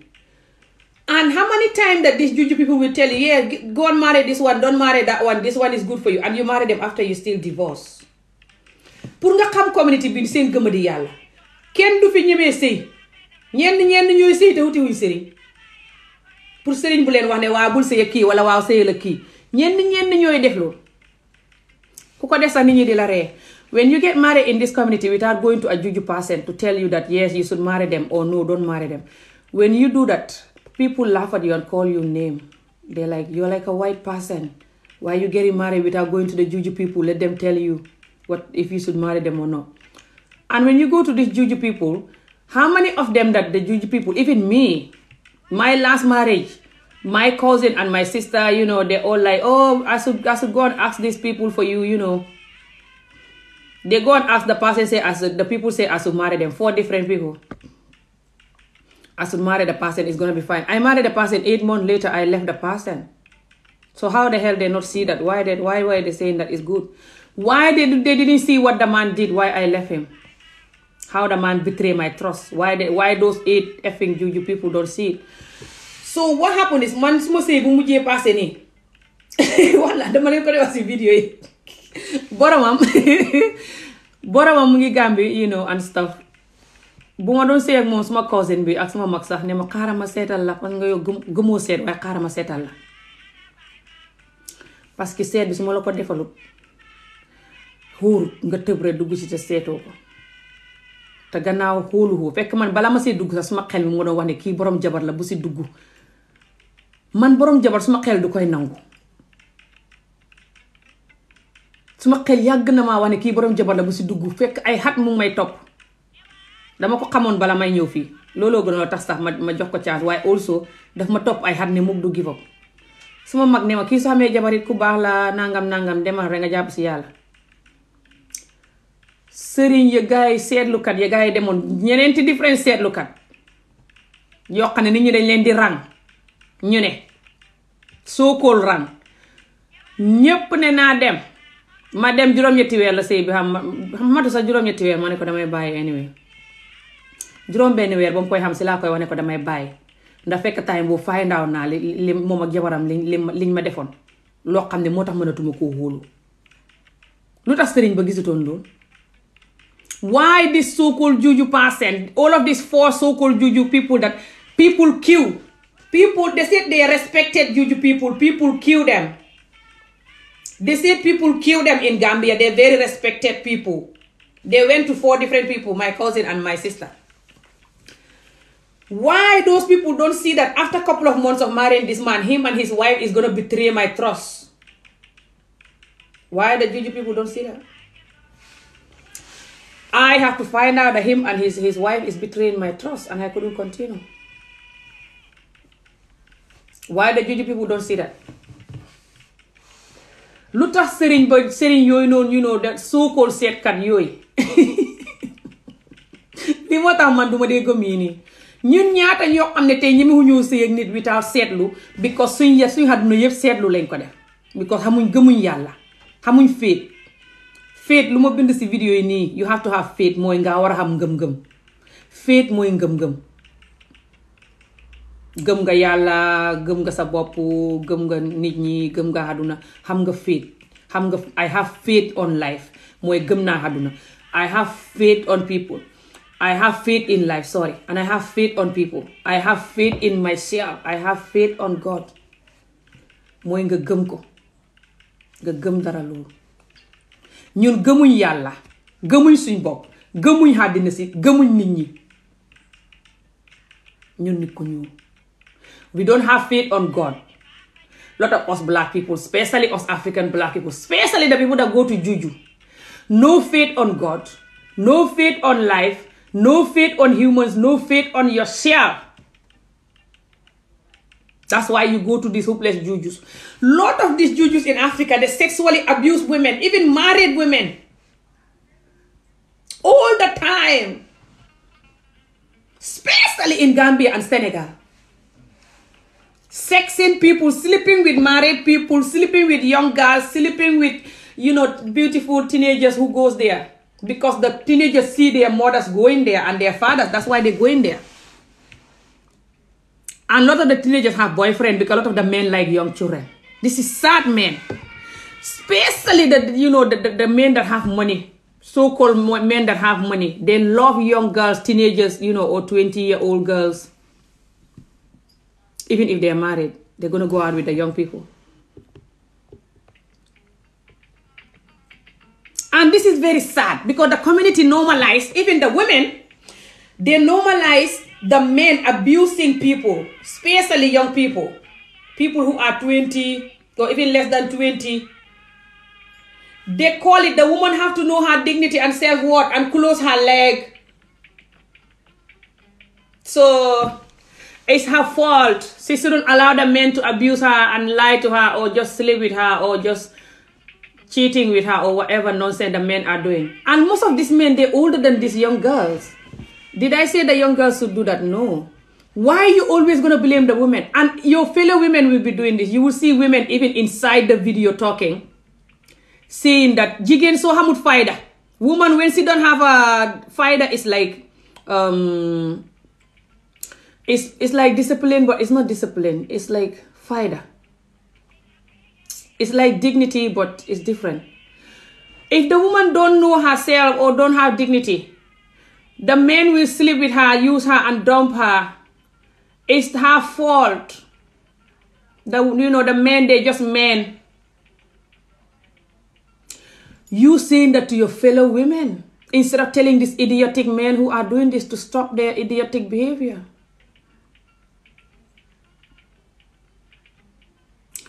Lot of our women are afraid of the bad men that is in the community because the community is full of bad men. Hardly ever nice, caring, honest man.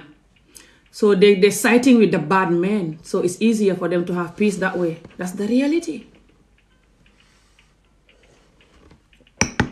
And women like me who condemn the hell out of the bad men.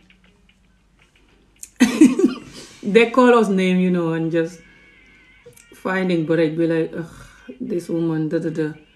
But they know themselves, that what is this person? Are they same as tarot? No, they're not tarot readers. They are juju people. They're not tarot readers. They don't even do tarot.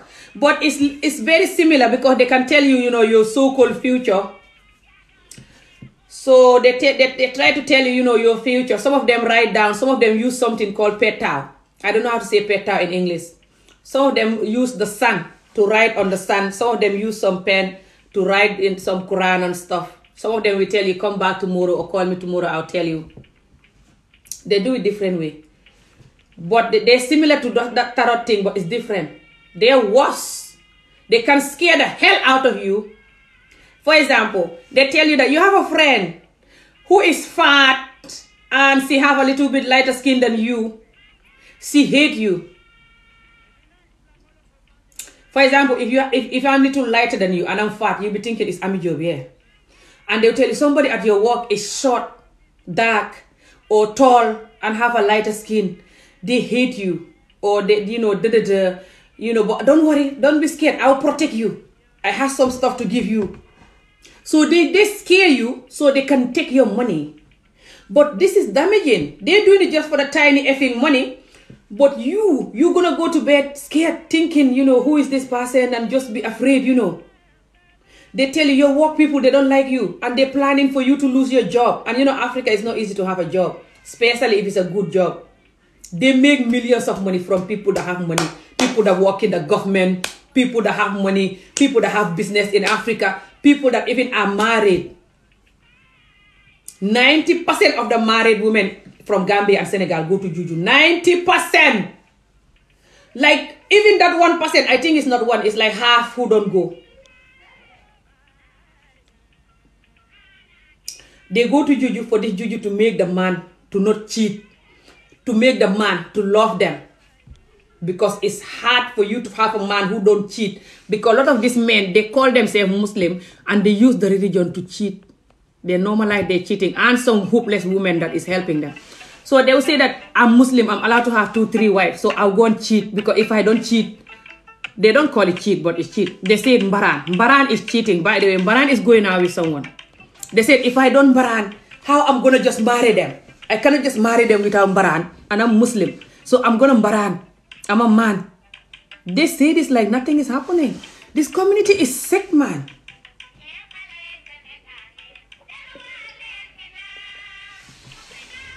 And why I say this community have no faith? They don't have faith on themselves.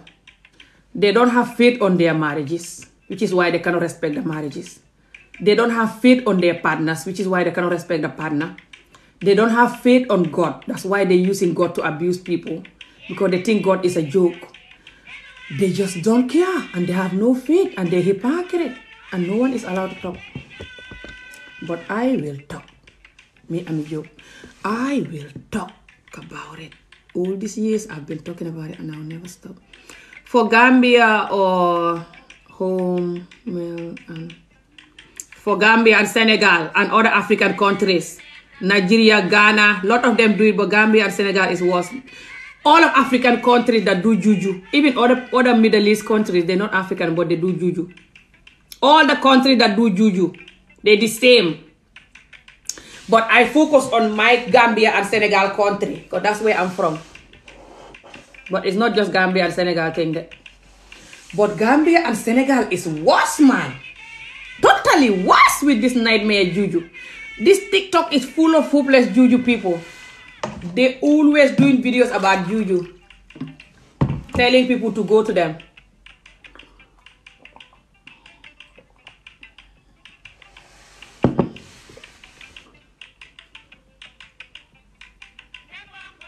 Some will do video and tell you, just keep saying sallallahu alaihi wasallam. Keep saying sallallahu ala Muhammad, sallallahu ala Muhammad. You'll be fine. That's your protection. And the next minute they come back, I have this juju. Contact me if you want protection. I'm like, what the hell? You just told me to say sallallahu ala Muhammad. This is sad, man.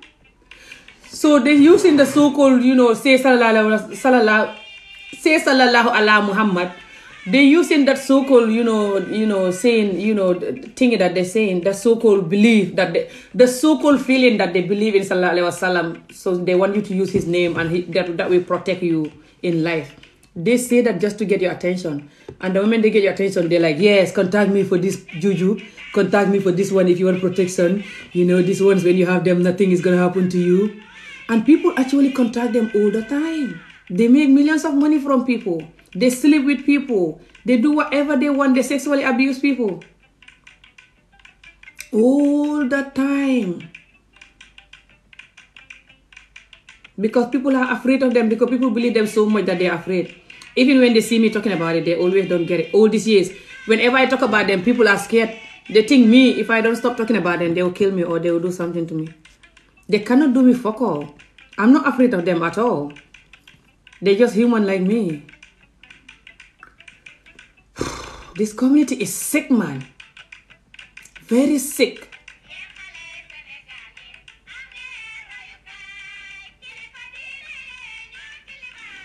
Guru, yes, Guru. Hi. Follow each other. They do a lot of juju. So what happens is people who just see people and they don't even know them and they start jujuing them. Yeah, they talk about sacrificing people. Yes, I saw that. People talk about them sacrificing people too. I saw some videos about, some evidence that they're sacrificing people too. My country and Senegal, they do that, but they don't do it as bad as like Nigeria and other countries. They hardly do that, but they do this juju thing, going to the juju to give you something. They do that a lot. And some of these jujus, they sexually abuse the women in my country and Senegal. All the time. When the woman comes and she's beautiful, they're going to sleep with her. Because a lot of these people believe in the juju more than they believe in their God. And they're scared of these so-called juju people so much. They don't even get it when I'm talking like this. They think something is wrong with me, that I should be afraid of them. So when they go to them and they tell them that they're going to sleep with them, some will tell them they like them, but some will tell them, I'm going to sleep with you so I can make the juju for you. Because my jinn or my spirit that I'm working with, my spiritual thing, my spiritual leader tell me to sleep with you or What kind of hopeless chaga-ranchang idiot whore spiritual leader is going to tell you to sleep with people? I'm going to go soon. My video is time for me to go, guys. So yeah, the community have no faith, guys. Thank you. Love you too. The community have no faith. African community have no faith at all. If it's 10, it's like 1% or half of that 1% that have faith. African community have no faith on God, not on life, not on people, not on themselves. Absolutely nothing. This is serious, man. I don't want to be talking about this. I'm African. But this is the reality. Even though some people are so-called Christian, so-called Muslims, still don't care. Using the religion to abuse people and then ignoring Allah and running to the marabu like a hopeless person. Lot of people from Gambia and Senegal now, if you tell them to give up Allah or give up marabu, they will tell you they cannot give up none of it. That they love Allah and believe in Allah, but they cannot give up marabu. So they don't love Allah and believe in Allah then. They believe in the marabu more. Some actually rather give up Allah than give up in marabu. Some Gambian and Senegalese people now, if you tell them you have two choices to give up Allah or give up marabu, they will give up Allah, but they will not give up marabu. Juju. They cannot even wake up without calling their juju people to tell them you have to take this sadaka out. You have to do this. Somebody's planning evil for you. Do this, do that. If you don't do this, there's somebody planning evil. They're always thinking about someone planning evil for them. That's why the community trusts nobody. You cannot even have friend in this community. I'm telling you, even you have a friend, your friend don't trust you. People cannot even eat. You go to a party or you have a friend, you're afraid to eat in their house. You think they're going to kill you. This community is sick, man. Lot of people, when they go to Africa, they cannot eat also when they go on visit. They cannot eat in certain houses or their own home because they think people will juju them. I know people will juju you, but it's not going to work. If all the juju was working, by now you see all the African presidents running naked. They're all naked on the street. All the ministers. By now they're all walking naked on the street. They're all mad. If juju was working in Africa. Why Africa don't understand this? If the juju people know how to make juju good, they will know how to make, things. You will see what they're going to do then. Not this hopeless talk that they're going to give you. Me, when I go to Gambia, I eat anywhere I want. I eat everywhere and anywhere I want. And I eat with and even when people give me food alone to eat it in my house, that is, I don't go to people's houses and eating alone there and stuff that I don't know. But my own house, I go out and I come back and people cook. They make me food in a bowl. I eat it. I'm not afraid of them at all. Did they not juju me? I don't think so. I think they juju the hell out of me over the years. Is it working? No. Me, when you juju me, I'll hate you. Me, Amigo, when you juju me, I'll just know it. It's like the love I have for you will just reduce. I don't know why. But I'll not juju you, but if you juju me, the love I have for you is like going. So I'm not afraid of juju. But when you juju me, it's not going to work. People with juju, it's not for you to die. So just let me make this for you to understand this. Gambia and Senegal people, I'm not saying they don't juju people to die, but rarely ever. I've not even seen that. What I see and experience and what's rampant there is people will juju you for you to love them. Even if they're your own parent or sister or brother or friend, or it could be anybody at work. It could be anybody, neighbor, anyone you're close to, even when you're not close to them. Sometimes they randomly take you to juju randomly just so you can be close to them. How the hell is the juju gonna make you close to someone who don't even know you? For example, they can just see me like this and be like, I like Amijo, but she sounds very difficult. I don't think she's gonna agree. Let me juju her. What's her name? What's her parents' name, for example? Try to take her to juju, just Amijo will random you like you just because you take her to juju. What the hell? What a joke. Yes, grow. I should be growing people, and I'm here shouting at my community again. Very sick man, Fatu. Good afternoon, sis. I know, right? So why it's like that? Because we don't talk about it. That's why it's like that. That's why I like to talk about things that we don't talk about. So gisee ñu suñ jikko yu mel nii because duñ koy wax. Moo tax ma ko dee wax. Aadi taalal ma hita bi ngir yàlla maa ngi sedd bay waaja dee. Fa sedd de xaw dëkki tubaab yi la. Soo gisee ñun suñ community suñ problème mel nii is because duñ koy wax. Duñuy wax yuñ war a wax yi fañ koy ragal. Fañ koy ragal duñ koy wax fa ñuy wax yu ñàkk fayda yi rek but lii duñu dimbale community bi dafa rampay yàqu nëpp ba xay dal ko fi mu ne ku mënta dimbale rek nga ba ku mënta wax dëgg rek nga noppi. Where your commando guy you like him? What commando guy? Oh yes, the big guy that was commenting. I did not talk to him or anything. He was just commenting here. It's not like I'm chatting to him like we're keeping in touch or anything, no. But yeah, he definitely I think he's bigger than Commando. When I saw his profile, I was like, what? Anyway, guys, this community needs help. And why this community needs help is that we don't talk about the reality. I'm gonna go soon, but we don't talk about the reality. I don't know why. It's like a cost. We talk about it very small thing, very small amount and just leave it and go on the crumbs. We talk about it very small amount. Li ma lay wax nii sëriñ yu bari duñ ñuy waare duñ koy wax. Xam nga lu tax ñoom ci seen bopp sëriñ lañ.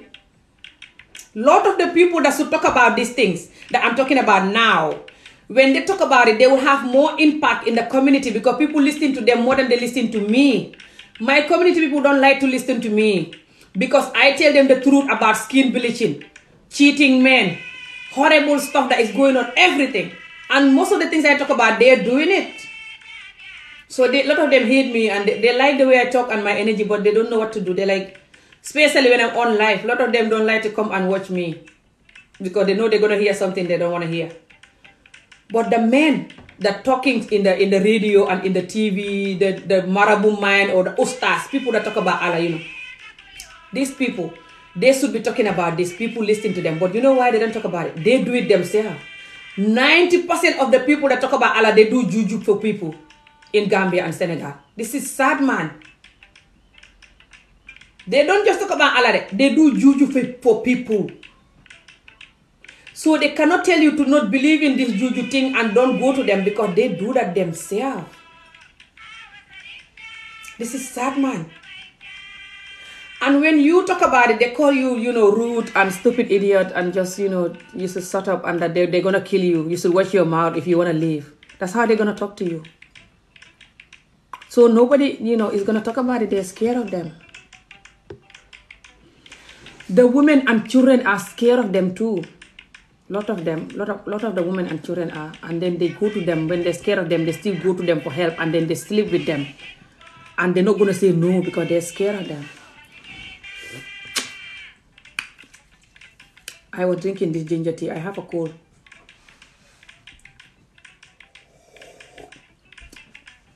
When the women and children are scared of them, that's the ginger.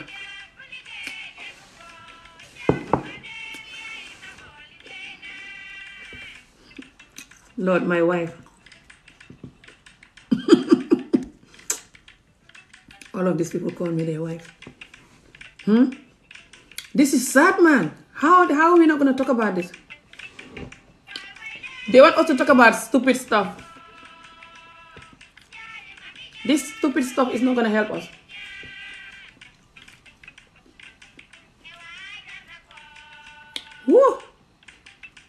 that ginger. I have the cold. This is what I do when I have the cold. I make ginger and lemon and honey and clove. And I put hot water in it. And my broken cup. I should throw this cup away. And when it's finished, I chew the ginger. Woo! When I do this, the cold have no choice but to stop. The cold is like, what the hell? This woman is crazy, man. Bu ma sojee may jël ginger bi farej ko def ci kaas def ci clove xam nga ko mooy lifin bu sax bu ndaw boobu wonoon naa leen ko ci vidéo bi xam nga nu mu tudd ci xolo boo ko xamul nga def ci ginger rek farej ko def ci kaas naal ci limon def ci lem def ci ndox mu tàng naan ko comme kuy naan tii boo ko naanee ba pare nga yëy ginger bi soo koy def soj mi dana ba mbaañu suuli ko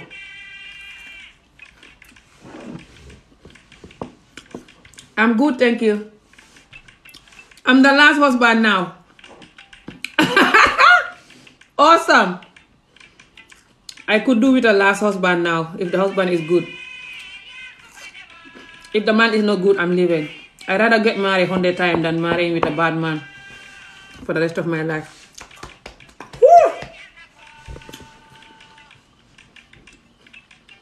Thank you, love you too. This is how you cure your cold, guys.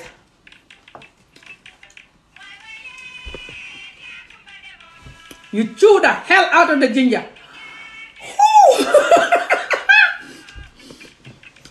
After you drink the ginger tea, you chew the ginger. Don't leave it, you chew it. I cannot chew it all, I'm dying. After this one, I'm gonna stop.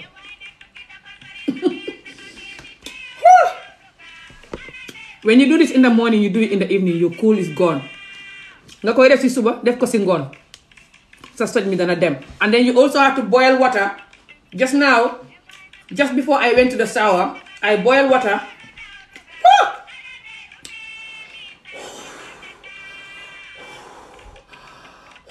Wait, I can't talk, I'm dying, it's too chilly.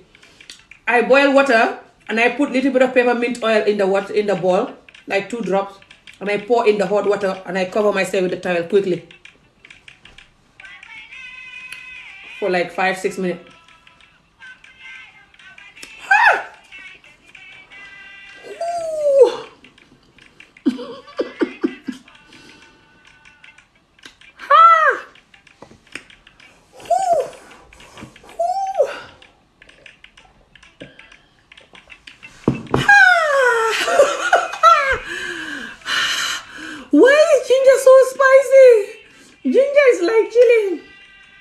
Ginger ak kaane hem. Oh my god.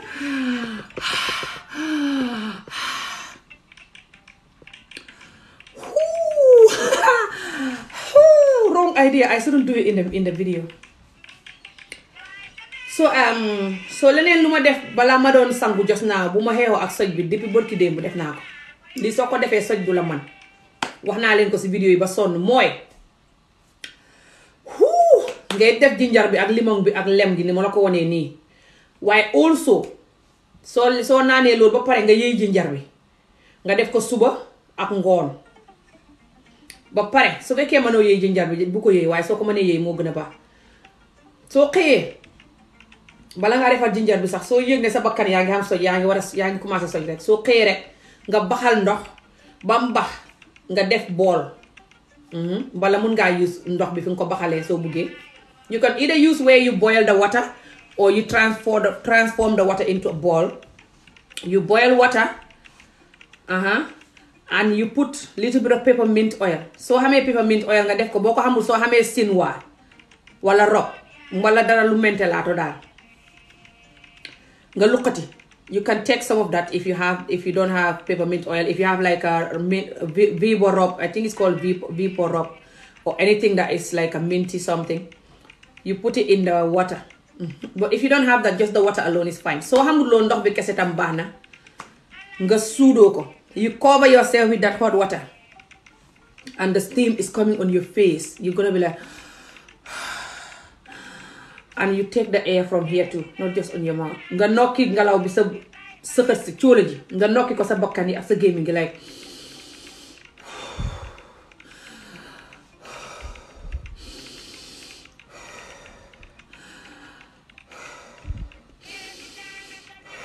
fekk yaa ngi cover sa bopp for like 5 minutes or 10 minutes 5 6 7 minutes juróomi minute ba juróom benn juróom ñaar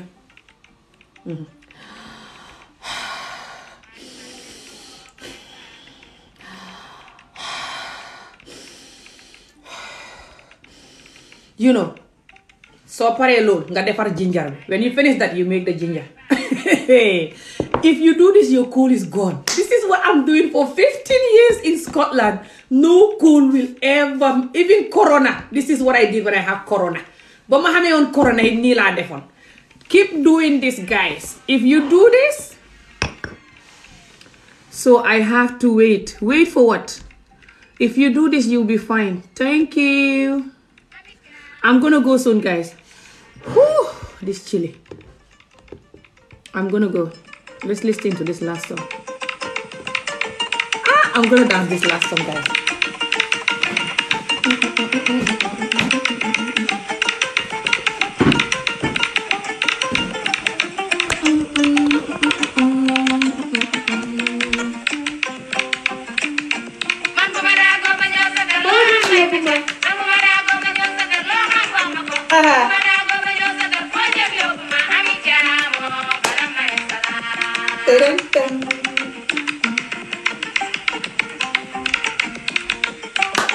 I love this song.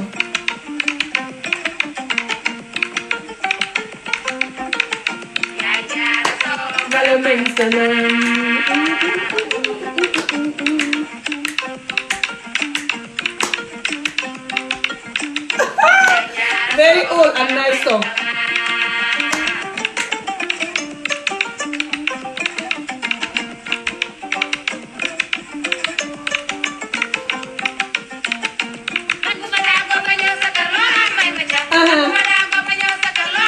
maa ngay dem su ma wi pare maa ngay dem.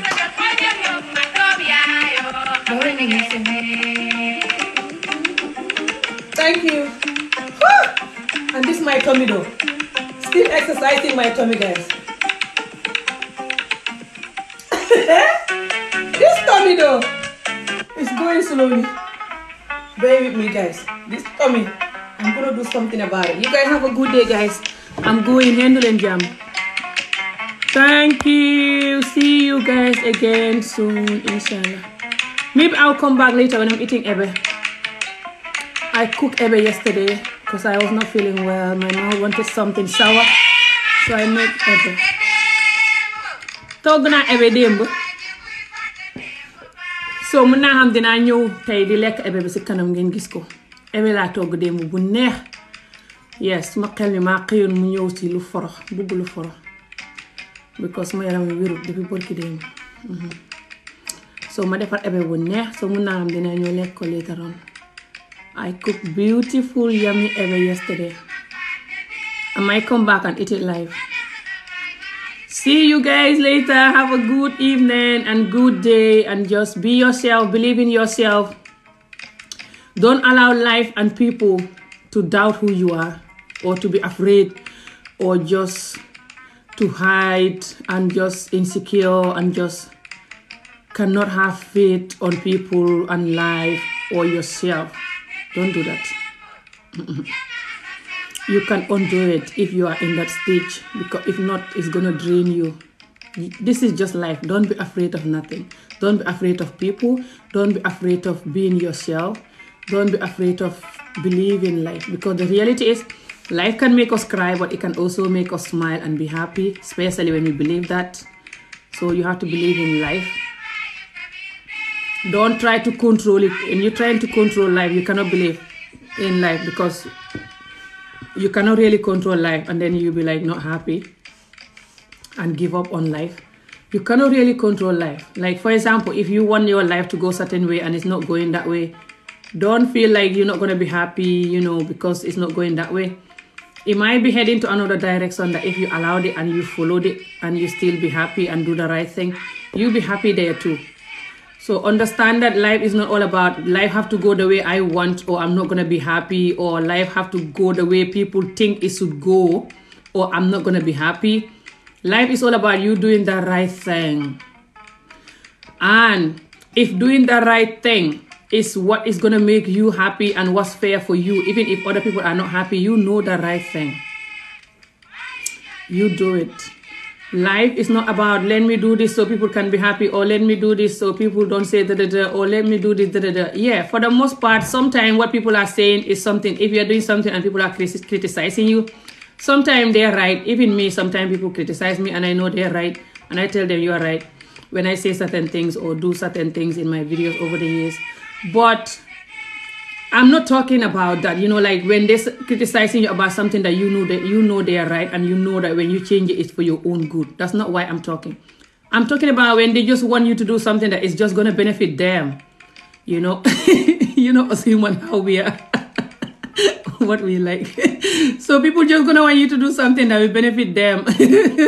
And it's not good for you at all. And they're just going to be like, okay, just do it, and they're just going to find excuse for you to do it. So that's what I'm talking about. Why you only speak English? I don't only speak English. Dama dee wax Olof tamit.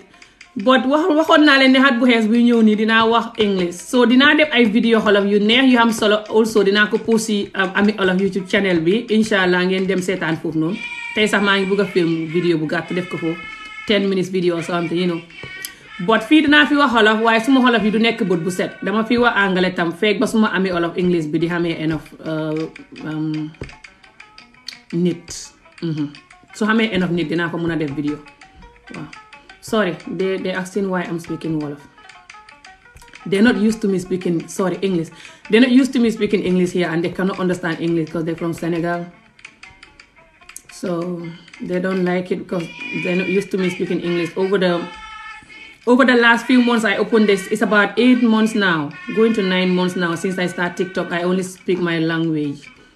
So people, they don't get it now that I'm speaking English. I still speak my language. I'm just not going to do English. My language all the time. No. I have another page called Ami Olof English that I'm looking for people to subscribe to it. I'll make a small video there today as well, and I'll share it here. If you guys subscribe there, I can be talking all my English videos there. But until then, we have to manage what we got. So like I was saying, guys, you just have to learn how to manage life and manage with what you got and do what you know is right. For the most part, what's right for you is going to be good for you and for the other human beings in this world. It's just most of the time we don't even know what's good for us. We don't even know what we want in life. We don't even know where we want to be. And if we are like that, then it's difficult. But if you try to figure out, if you're like that, try to figure out where you want to be and what you want to be and what you know that is good for you, When you know what's good for you, you focus on that. You start developing it and focus on it. Even if people don't like it, you don't have to tell them to get to hell, but depend who they are. But sometimes you just tell them to get to hell if they're just some stupid idiot people or something. But if they're like close to you and they're worried and stuff, you can just talk to them nicely and be like, oh, don't worry, I'll be fine. I know that you care about me. That's why you're talking. But this thing I'm doing, I know it's what's good for me. And I really appreciate that you care for me. But I'm going to do it. Don't worry, I'll be fine. I really appreciate your care, which is why you're talking, So they will know. Because sometimes they also just care for you. They're worried, us humans, we always try to protect ourselves so much that we cannot even protect ourselves. We try to protect other people so much sometimes. So yeah, just have faith on yourself. Have faith on life. Have faith on people. I know some people are going to hurt you and they did hurt you in the past, but still have faith on people. They are genuine, kind, loving people out there, and that's the reality. But if you don't have faith on people because you give up on people, you think everyone is horrible and stuff, you cannot really get anywhere with people then.